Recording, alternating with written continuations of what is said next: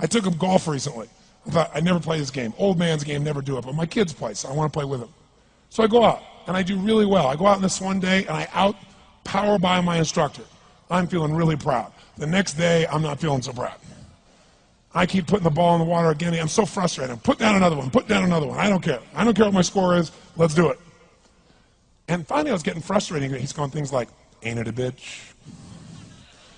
This is golf. And I'm going, bull. I said, you're a terrible instructor. I said, because I should at least be consistent at whatever shitty level I can achieve. I said, I know I'm not Tiger Woods, but I should be able to be consistent, and you're just telling me it's difficult. Telling me it's difficult is not helping. Tell me what to do. He said, well, actually, you're only a little bit off. I said, could have fooled me. He said, no, you're about a millimeter or two off. I said, you're joking. He said, no, watch this. He said, I didn't teach you this yet. He said, when you approach the ball like this, he said, if you change the angle that you're attacking this just 1 or 2 millimeters, in the very beginning, do you see how that changes the arc? This one, instead of being on the green, by 1 millimeter, now you're in the water. 1 millimeter over here, you're in the sand. And he said, and also you're hitting the ground by 1 millimeter sometimes. You're not stroking it, just 1 millimeter. I thought, what a great belief system that when all hell's breaking loose and nothing's working, that you're only 1 millimeter off. Because most people think it's impossible, so they give up. Isn't that true? And in real life, it's true. So 2 days later, I'm going to see one of my clients. I do a lot of coaching, and I have a man who's the top plastic surgeon in the world. He's going through some tough times in aspects of his life. But this is a guy that gets paid by Sultan of Brunei $1 million to fly over and do 3 people's faces. He is the #1 plastic surgeon in the world. He can make anyone who's ugly look spectacularly beautiful. He showed me pictures of a woman who's 84 years old. He made her look 40 and gorgeous, no exaggeration. But you know what? I'm waiting for him in his office, and he's still in surgery. So he's got a new book he's creating to teach other surgeons around the world. And I'm going through, and it's got pictures of the top 100 supposedly most beautiful women in the world's faces. And then men. I wasn't paying attention to that one. I just kept turning the pages, right? But I noticed something. He's got all these measurements. And he has mathematically calculated what it takes to make someone look gorgeous, man or woman. And it's a few millimeters. Interesting. For example, on a woman, the distance between the top part of your lip and your nose, this little distance, the measurement of that, if you're beautiful, gorgeous, is the same size as your eye. If it's 1 millimeter more, you have an average face. If it's 2 millimeters more, you are butt ugly. Okay. The difference between butt ugly and gorgeous is 2 millimeters. He's got about a dozen of these little 1 or 2 millimeter changes he makes, and it's a different person. It is unbelievable. So a very powerful belief to leave today with would be, nothing's working, I'm 1 millimeter away. What little thing do I change? And when I do, it changes everything. Because I'm heading this direction, I make this little shift. You take that out an hour from now, a day from now, a week from now, a month from now, you have a totally different destination from that direction. But the 1 millimeter change, I'll show you one of them right now. Check this out. Stay in the state of certainty. Some of you lost it. Intensify it, whatever it takes. Make your move, come on. Make your move. Say yes. Say yes. Say yes. Say yes. Now feel that in your body. Don't let go of it. Now watch. Here's the difference between being certain and being uncertain. Did you see that? Certain, uncertain. See if you can find that little spot between the two, where you drop just a little bit of your chest and you feel it drop and come back up and drop it. How many can feel that difference between where you really feel it? Now intensify it and where you dropped it. Is it a tiny difference? Yes or no? Yes or no? Now, could you condition yourself to feel great in this state? Yes or no? So what I want you to do is give yourself that opportunity. So the way we're going to do is very simple. We're going to go in a peak state. And then we're going to train ourselves. Because guess what? If you're in this state of certainty, and all hell's breaking loose in your life, people can't figure out, you go, move, I'll handle it. People go, he's so lucky, he's so confident. No. Here's what I've created for my life, and anyone I know has succeeded.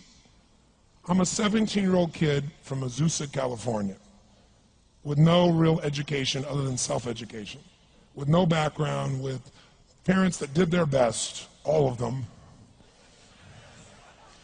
with no money, but I did one thing. I loved people, and I had an enormous demand I made upon myself, and I sculpted my mind and my emotions to get me to do whatever it would take to achieve and to contribute. But to do that, I did it by using my body and changing my focus. I did it by putting myself in a peak physiology and using what I call incantations. Can you train yourself to believe something? Yes or no? Absolutely. How many of you ever made the fatal mistake of going to Disneyland or Disney World, and while you're there made the fatal mistake of going to a ride called It's a Small World After All? What happens for about a week after you're out of that damn place?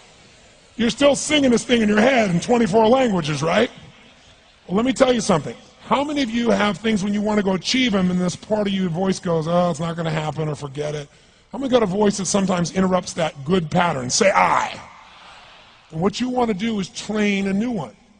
So starting when I was 17, I started doing incantations, not affirmations. Affirmation, you go, I'm happy, I'm happy, I'm happy, I'm happy, I'm happy. What's the problem? You haven't changed your what? Your what? Physiology. If you don't change your physiology, you won't get anything. So an incantation is not only you speak it, but you embody what you're saying with all the intensity you can. And you do it with enough repetitions that it sticks in your head. Like It's a Small World, now the conversation in your head is always the same and it gives you what you want. So you use your body and your voice. So 17 years ago, I started doing things. I was working for Jim Rohn, this speaker, and I was 17 years old. I had long hair, minestrone soup, acne on my face. And I was trying to call on Bear Stearns type of people and convince them why they should go to this man's seminar and be more successful. I was driving a 1968 Volkswagen that I had earned at $40 a week as a janitor. The only way I did it was park far from the building and then go in, and I love people and I believe, but I put myself in state, and I was able to influence people that were far more successful than I was at the time. I would do something that I still do backstage and have done for 23 years. Because I don't hope I'm going to be in a good state, I demand it. So I do an incantation using my whole body. I'd say, I now command my subconscious mind to direct me in helping as many people as possible alive today to better their lives by giving me the strength, the emotion, the persuasion, the humor, the brevity, whatever it takes to show these people and get these people to change their lives now. And I would do that literally driving in my Volkswagen to a meeting in LA on the freeway for 40 minutes. People are looking at me, I'm screaming at the top of my lungs. They're going, I know he's a serial killer. I know he is. But by the time I entered that room, when two people meet, if there's rapport, the person who's most certain will always influence the other person. And I was totally certain, and they were trying to get revved up to certainty. Do you agree with this? Yes or no? I do another one because I was poor. I changed my mindset. I kept doing things, but I never got beyond it. I'd say God's wealth is circulating in my life. His wealth flows to me in avalanches of abundance. All my needs, desires, and goals are met instantaneously by infinite intelligence, for I'm one with God and God is everything. And I would imagine the abundance of my life, and I would feel so grateful. And a year later, I went from making $38,000 a year to making $1 million a year in 1 year. Because successful people do what failures won't. You follow me on this? You know?